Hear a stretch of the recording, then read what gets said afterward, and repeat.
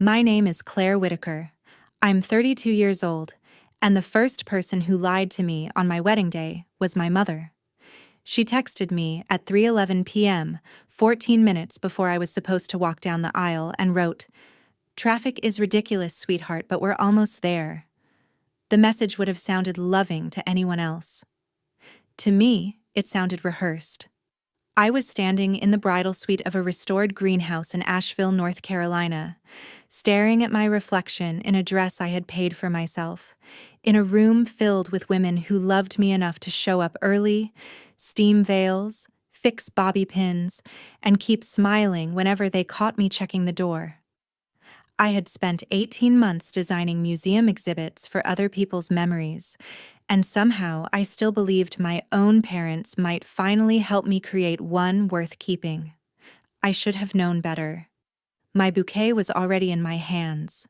The music cue had been delayed once. My fiancé was waiting under a ceiling of hanging lights and climbing jasmine, and I kept hearing that stupid text in my head.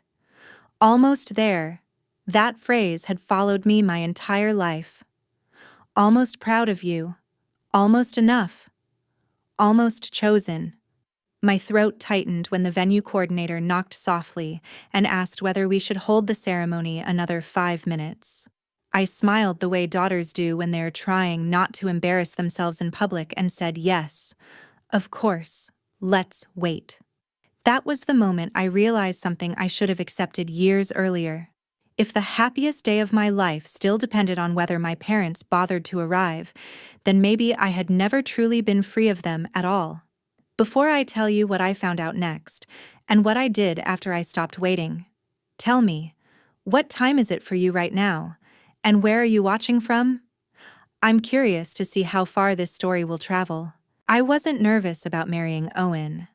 I was nervous about stepping into the same old family script in a prettier dress. You know the kind of script I mean. The one where nobody says out loud who matters more, because they've been showing you for so many years they no longer need words. In my family, my sister Lauren had always been the event, and I had always been the support staff standing just outside the frame. 2 years earlier, my parents had thrown her a wedding outside Charleston that looked like something lifted from a luxury magazine spread. White peonies everywhere, imported linens, a string quartet at sunset, a custom dance floor monogram. I know exactly how much they spent because I once saw the breakdown on my father's desk while helping him sort receipts after his surgery. $160,000, not including the rehearsal dinner. My mother gave Lauren a 20-minute toast that night. 20 full minutes. She cried, laughed, told stories from Lauren's childhood, described her as radiant, elegant, gifted, impossible not to love. My father stood with a champagne glass in his hand, grinning at the crowd like he had personally launched a dynasty. At one point he actually said, "Some daughters just know how to make a family proud." The room laughed softly, warmly, approvingly. I remember standing near the catering station with a polite smile frozen onto my face, while a server asked if I was part of the planning team. That was almost funny. Almost. Because in a way, I always had been. I was the one who picked up forgotten favors, drove back for the extra garment bags, kept our aunt from complaining about her table, and stayed late to help load gifts into cars. That was the shape of my role. Useful, dependable, easy to overlook. So when Owen and I got engaged, I made a promise to myself.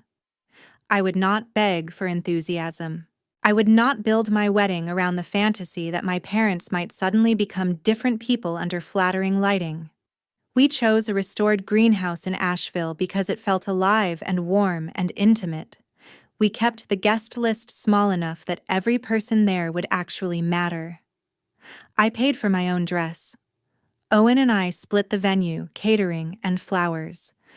I handpicked every detail, right down to the cream silk ribbon wrapped around my bouquet and the pressed botanical menus at each plate. My parents' only concrete contribution was a vague sentence my mother repeated whenever anyone asked if she was helping. Oh, we're just letting Claire do her little style. Her little style. That was how she referred to the most important day of my life. Meanwhile, she still reposted old clips from Lauren's wedding every anniversary with captions like, "Still the gold standard," and "Some days can never be topped." She sent me messages that sounded helpful if you didn't know her tone. Are you sure a greenhouse won't feel too casual? Are you sure people still do seated dinners for smaller weddings? Are you sure your dress photographs well without cathedral lighting? Every question carried the same quiet knife. Lauren did it better.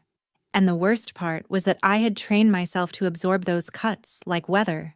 Smile, redirect, move on, be the easy one, be the reasonable one, be the daughter who never needs too much. But there's only so long you can survive on emotional scraps before you start noticing the pattern for what it is. Have you ever looked back on your family history and realized you weren't imagining the imbalance at all?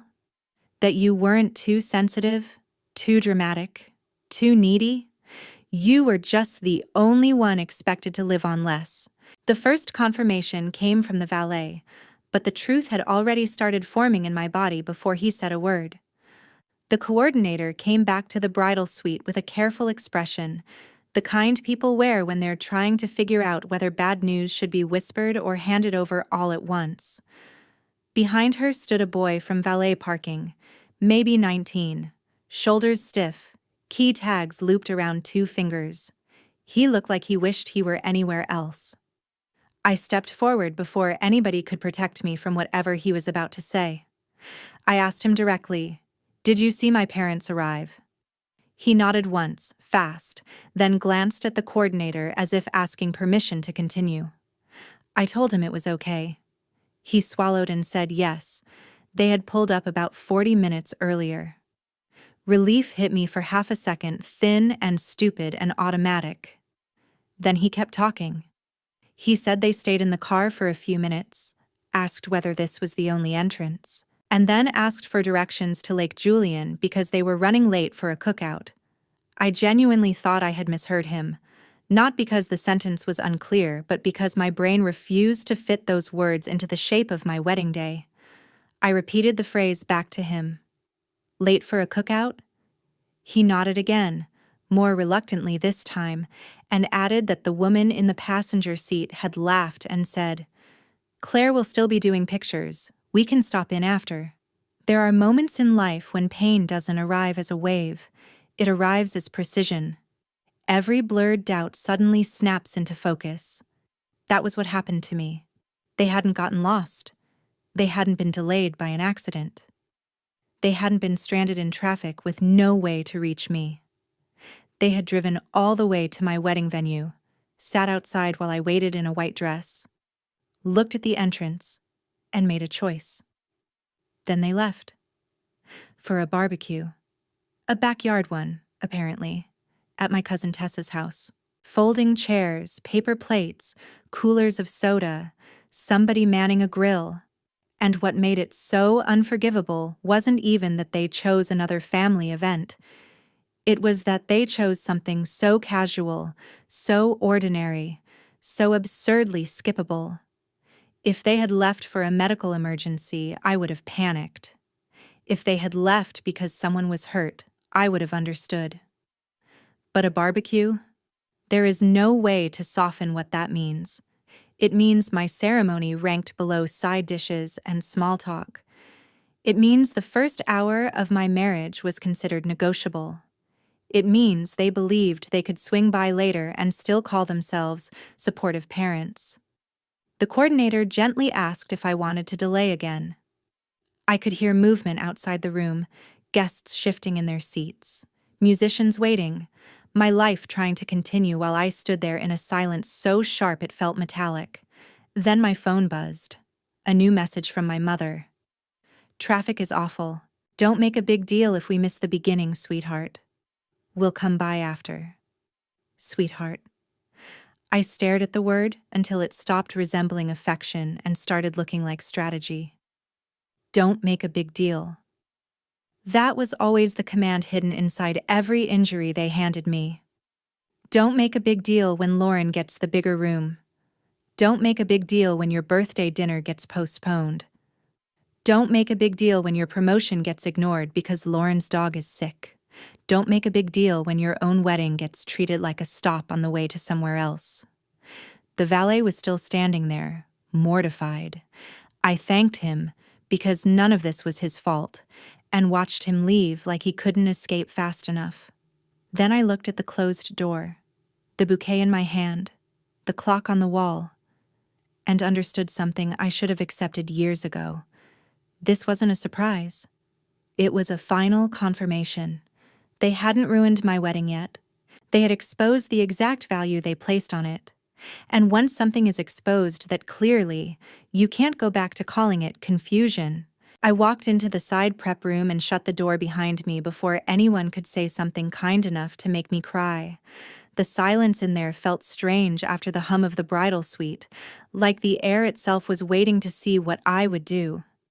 I set my bouquet down on a console table and looked at my phone again. Not because I needed more proof, but because betrayal has a sick way of making you verify what you already know. I opened Instagram first, then the family group chat I kept muted for my own sanity. There they were, not in traffic, not apologizing, not rushing in my direction. My cousin Tessa had already uploaded a carousel titled Family Kickoff at the Lake. In the second photo, my father was standing at the grill in the tan apron I bought him 3 Christmases ago, smiling like he had nowhere more important to be. In another, my mother had one hand around a plastic cup and the other around Lauren's arm. The caption read, "Finally, everybody together again." I was 38 minutes away in a wedding gown, and according to the internet, everybody was together. Just not me. That detail landed deeper than I expected, because it wasn't only that they had left, it was that, in their minds, my absence did not interrupt the picture of family. I was not central enough to be missing. Naomi found me standing there with my phone in one hand and my chest so tight I thought I might actually tear the zipper in my dress trying to breathe. She closed the door behind her and didn't waste time on the usual questions. She took one look at my face and said, "Tell me." So I did. Not elegantly, not in some composed, cinematic monologue. I told her in fragments. Parking lot, cookout. We can stop in after. Don't make a big deal. Her expression changed by the second, from concern to disbelief to something much more useful than pity. Anger. Clean, unconfused anger on my behalf. She took the phone from my hand, looked through the pictures, and said, "Claire, if they walk in here later expecting seats and smiles, I swear I will have them turned around so fast they'll think they're back in the parking lot." I should have been horrified. Instead, I laughed once, harshly, because her outrage made something in me feel seen. That was what had been missing for years. Everyone in my family had always rushed to explain my parents to me. They mean well. They're old-fashioned. Lauren just needs more support. You know how your mother gets. You're the strong one. But nobody had ever looked at the facts and said the obvious thing out loud. This is cruel. Standing there in that room, I started remembering all the smaller moments that had built this one. The college scholarship I won that earned a distracted congratulations because Lauren was going through a breakup. The birthday dinner my parents rescheduled twice, then combined with a Father's Day lunch to save time. The promotion I got at the museum that my mother waved off by asking whether Owen was still sure he wanted a wife with such a demanding job. The Christmas morning when Lauren got a surprise trip to Napa and I got a leather planner because, as my father put it, "You've always been so practical, reliable, mature, easy." Those weren't compliments in my family. They were cost-saving measures, labels they used whenever they wanted me to swallow disappointment without making them uncomfortable. Naomi crouched in front of me, one hand gripping the edge of my chair, and said something I don't think I'll ever forget. She said, "Claire, this is not the day they abandoned you. They've been doing that slowly for years. This is just the first day you can't pretend otherwise because you're wearing white, and everyone can see the damage. That sentence hit harder than the photos. Maybe because it was true. Maybe because deep down I had spent so much of my life hoping context would redeem them. Maybe I thought if I achieved enough, loved enough, succeeded enough, planned carefully enough, they would eventually rise to meet the occasion. But some people do not rise. They simply reveal. I sat there for another moment, smoothing the fabric over my knees, staring at the faint shimmer of lace against my skin, and I stopped asking how they could do this. That question had kept me trapped for years. It implied there must be an answer that would make the hurt reasonable. There wasn't. The better question was what I was going to do with the truth, now that it had finally stopped hiding. Naomi reached into her purse, pulled out my lipstick, and handed it to me like she was handing me back my own name. So I touched up my mouth. I picked up my bouquet. I looked in the mirror and saw the same dress, same face, same wedding day, but not the same woman who had walked into that room hoping for a last-minute miracle. I texted the coordinator, "Start on time, no more delays." Then I sent a second message. "If Richard and Carol Whitaker arrive, do not bring them to the family table. Bring them to me first, quietly."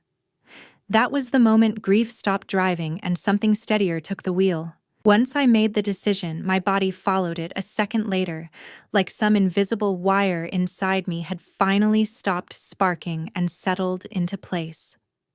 The shaking in my hands eased, my breathing slowed. Even the noise outside the prep room, chairs shifting, shoes crossing tile, muted voices from guests taking their seats, stopped sounding like pressure and started sounding like reality waiting for me to step into it. Pain was still there, of course. It hadn't vanished. But it was no longer in charge. That was new. I picked up my bouquet again, rolled my shoulders back, and looked at myself one last time in the mirror. My mascara was intact.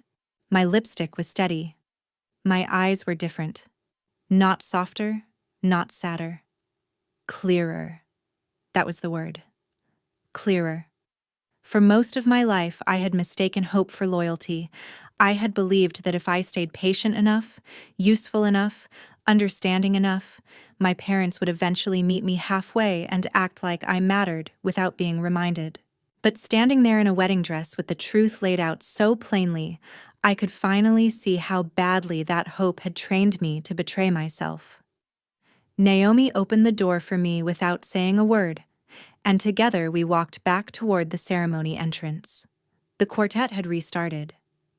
Guests were rising slightly in their seats, trying not to look too curious, trying and failing. A delayed ceremony always creates whispers. A bride walking without her parents creates silence. When the doors opened and I stepped through alone, the whole room shifted.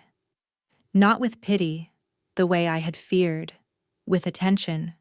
Real, full attention. It moved through the space like a current. I could feel it in the stillness, in the way conversations died instantly, in the way people turned fully toward me instead of glancing politely and then looking away. For one suspended second, I understood exactly how exposed I was, and then, unexpectedly, that exposure stopped feeling like humiliation and started feeling like power. I was still here. They weren't. Let everybody see that. Let everybody wonder. Let everybody remember who actually showed up and who didn't. The aisle stretched in front of me under warm hanging lights and climbing jasmine, and I walked it alone with my spine straight and my head high. Halfway down, I saw Naomi in the front row, already crying. I saw Owen's mother with both hands pressed against her chest.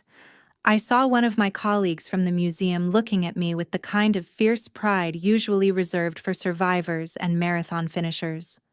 Then I saw Owen. His face changed the second he realized I was coming by myself. First concern, then understanding. Then something steadier and deeper than either one. respect. He didn't look embarrassed for me. He didn't look panicked. He looked like he knew this walk was costing me something and admired me for taking it anyway. By the time I reached him, my throat was burning. He took both my hands and leaned in just enough to whisper, "They don't get to touch this moment. Do you hear me? They don't get to have it." That nearly undid me more than anything else all day. Because that was what I had been protecting without even realizing it. Not just the ceremony, the meaning of it. The right to have one sacred thing in my life that didn't have to bend around my family's selfishness. The officiant began, and I focused on the cadence of her voice, on the warmth of Owen's hands around mine, on the light filtering through the greenhouse glass. Little by little, the room stopped feeling like a place where I had been abandoned and started feeling like a place where I had been witnessed. That difference mattered more than I can explain. During the vows, I heard my own voice come out stronger than I expected. We had written them weeks before, simple and sincere, but when it was my turn, I added one line that had not been in the original version. I said, "I promise to build a home where nobody has to earn tenderness by being convenient." The words hung there for a second, and I felt it ripple through the room. A few people understood immediately. I could tell. Maybe others just heard it as poetic. That was fine. Owen understood. His eyes filled before he spoke a single word of his own vows. When he promised that I would never have to stand alone in a room full of people again, I felt something inside me loosen that had been tight for years. Not heal, not fully, but loosen. Enough to breathe. Enough to believe that my future did not have to resemble my history. When we kissed, the applause that followed wasn't the polite kind people give at formal events because it's expected. It had force behind it. Joy, yes, but also solidarity, the kind of applause that says we saw what happened, and we see you anyway. We walked back down the aisle together as husband and wife, and with every step I felt myself moving further away from the daughter my parents had trained me to be. Cocktail hour began under strings of lights, and the low gold glow of late afternoon pouring through the greenhouse panels. Guests clustered around linen-draped tables, servers passed trays of champagne and crab cakes, and the band eased into something soft and bright. More than one person hugged me a little tighter than usual. No one asked invasive questions. No one forced sympathy on me. That restraint felt like its own form of kindness. They gave me room to remain dignified, and I will always remember that. Then, as the photographer came over to ask about formal portraits, I made a decision that felt small in the moment and enormous the second I spoke it aloud. He asked if I wanted to wait a little longer in case my parents arrived before family photos. I said no. Then I clarified. I said, "Let's do the family portrait now. Just not by blood." He blinked once, then nodded like a professional who had seen enough weddings to understand that some instructions carry history.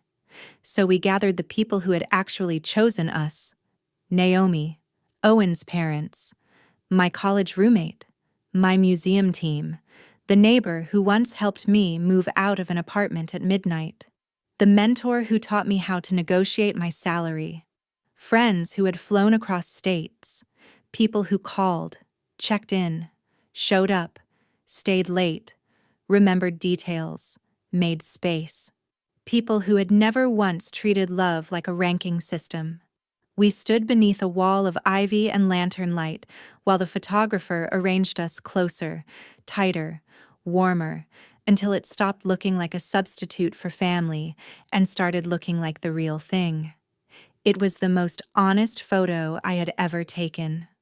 I looked at it on the camera preview and felt a strange rush of peace. There it is, I thought. There's the life I actually belong to. And then I did something my old self never would have dared. I posted it before dinner.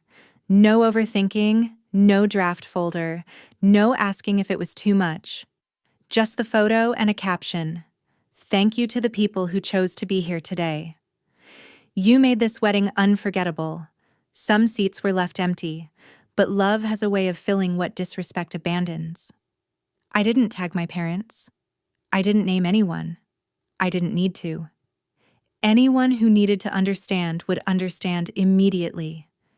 Anyone who felt exposed by it had earned that feeling.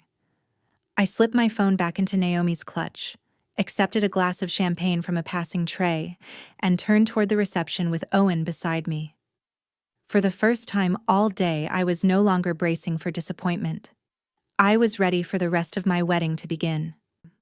The fallout started before dinner. Tessa, my cousin with the barbecue and the dramatic captions, commented first.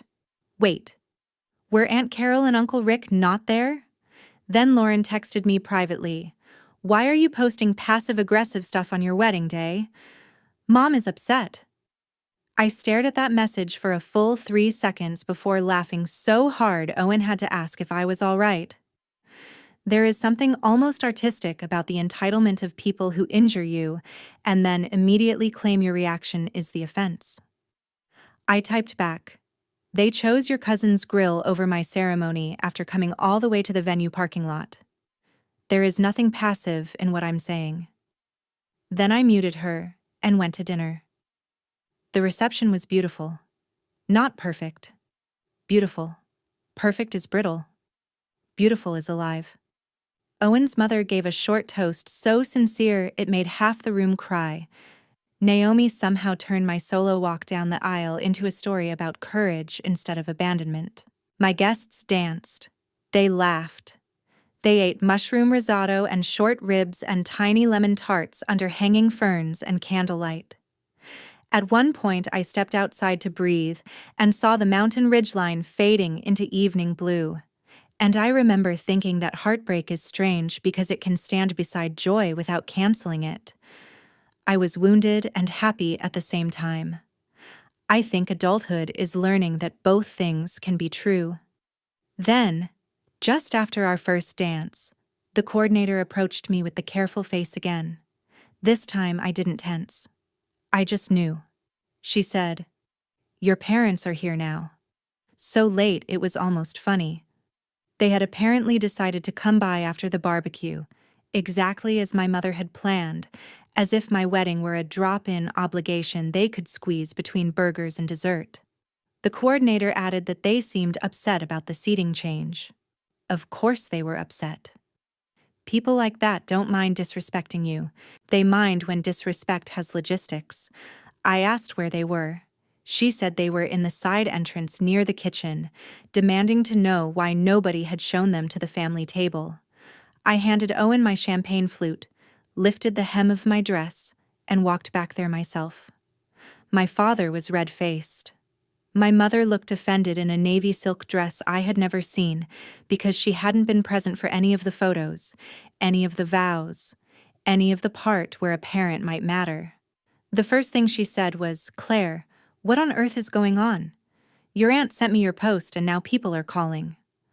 My father jumped in with, "You embarrassed us on my wedding day." Imagine that. They had missed nearly everything and still found a way to center themselves. I looked at both of them and felt no panic, no pleading, no daughterly reflex to smooth the moment over. Just stillness. I said, "You skipped my ceremony for a barbecue. You sat in your car outside my venue and decided grilled chicken mattered more than seeing me get married. Then you told me not to make a big deal out of it. I made the exact amount of deal it deserved." My mother tried a smile, the condescending kind she uses when she thinks she can recover social control. She said, "Oh, sweetheart, don't be dramatic. We were going to come after." I nodded once and said, "That's exactly the problem. You thought after was good enough." My father looked toward the dining room and lowered his voice. "Are you really going to keep us out over one misunderstanding?" One misunderstanding? That phrase almost impressed me. Years of favoritism, neglect, comparison, and public humiliation, all gift-wrapped as confusion. I told them something I should have told them a decade earlier. This is not about tonight. Tonight is just the last receipt. My mother's eyes finally hardened when she realized shame wasn't going to move me. She said I was punishing them in front of the whole family. I said no, they had done that themselves, the moment they chose where to spend the afternoon. My father asked whether I was seriously going to make them leave. I told him yes, calmly, clearly, without raising my voice once. Then I added one more thing, and this was the part neither of them saw coming. 3 months before the wedding, my father had asked whether I could still look over the renovation budget for the lake house they wanted to turn into a short-term rental. I'm a museum exhibit designer, but I've spent years managing vendors, contracts, fabrication schedules, installation crews, and cost overruns. In my family, that translated to free labor whenever someone wanted something made efficient and beautiful. I had spent weeks helping them connect with a preservation grant consultant, map out a rentable floor plan, and prepare the proposal package that would make the whole project financially viable. The final application, with my vendor recommendations, timeline revisions, and tax credit notes, was due Monday morning. I looked at my father and said, "Since you think my milestones are optional, so is my labor. I withdrew from the project an hour ago. Check your email." He stared at me. My mother actually blanched. I had done it while changing into my reception shoes. One concise message to them, one to the consultant, one to the contractor. Effective immediately, I am no longer involved in the lake house project in any advisory or coordination capacity. Please remove my name from all materials and direct future questions elsewhere. That house was their big retirement plan, their next status symbol dream, the thing they had bragged about to every cousin and church friend within driving distance. They had been depending on me to hold the moving parts together because Lauren wasn't good with details, which in family language meant Lauren was too precious to be burdened, and Claire was too reliable to refuse. Until now. My father asked if I would really sabotage family over a private misunderstanding. I almost smiled at the repetition. Same word, smaller voice. I said, "No, I'm finally charging market rate for access to me, and you can't afford it." The coordinator stepped closer, not touching me, just present. Owen was a few feet behind, silent and solid. My mother switched tactics the way she always did when control failed. Tears. She said, "I can't believe you'd do this to us on your wedding day." That sentence told me everything. Even then, even there, the day still belonged to them in their minds. Their injury, their humiliation. Their daughter was merely the occasion. So I gave them the truth stripped of every softener I had ever been taught to use. I said, "You taught me my whole life that effort follows value. You spent money, time, speeches, weekends, and energy on Lauren because that's where your value went. Today, I finally believed you. And now my effort follows value too. It's going to my husband, my marriage, and the people who actually showed up. Not you. Not anymore." My father went quiet first. My mother looked like someone had slapped her, though I had barely lifted my voice above conversation level. It's amazing how brutal a boundary can sound to people who expected permanent access.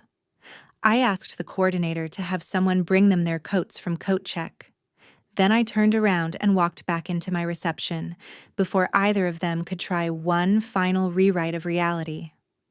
Behind me, I heard my mother say my name the way she used to when I was little and still ran toward it. I didn't turn around. Have you ever reached a point where not looking back is the most loving thing you can do for yourself? I think some people call that coldness. I call it education. Because that's the lesson my wedding taught me more clearly than any book, sermon, or apology ever could. Love without respect is just access, and family without accountability is just habit wearing sentimental clothes. We are taught that being the bigger person is noble, that enduring hurt quietly proves character, that keeping peace is more important than telling the truth. But useful knowledge, the kind that actually protects your life, teaches something different. It teaches that self-respect is not cruelty, that boundaries are not betrayal, and that the people who miss your biggest moments are telling you exactly where you rank in their priorities. Believe them the first time. By the end of the night, my parents were gone, my guests were still dancing, and the family group chat had exploded into the kind of chaos that happens when one person finally refuses the old script. Tessa deleted her cookout post. Lauren called twice. An aunt I hadn't heard from in years sent a message that simply said, "I'm sorry we all let this happen for so long." Owen found me near the dance floor, slipped his hand around my waist, and asked if I was ready for cake. I looked around the room, at Naomi laughing with the band, at my chosen family crowding around the dessert table, at candlelight flickering against the greenhouse glass, at the life waiting for me beyond this one brutal, clarifying day, and I said yes. Not because everything was healed, not because I had stopped being hurt, but because for the first time, the story was no longer about whether my parents loved me correctly. It was about what I would do now that I understood they never had. And what I did next changed everything. I stopped volunteering to be overlooked. I stopped financing relationships that ran on my silence. I stopped confusing endurance with love. I went on my honeymoon. I blocked 3 numbers over the ocean. I came home lighter. Sometimes revenge doesn't look like screaming in public or exposing every family secret at once. Sometimes it looks like letting the right people watch you thrive, while the wrong people realize the door no longer opens from their side. On the night of my wedding, my parents skipped me for my cousin's barbecue. By the next morning, they had lost their project manager, their fallback daughter, their quiet fixer, and the woman they assumed would always be waiting. They never saw that coming.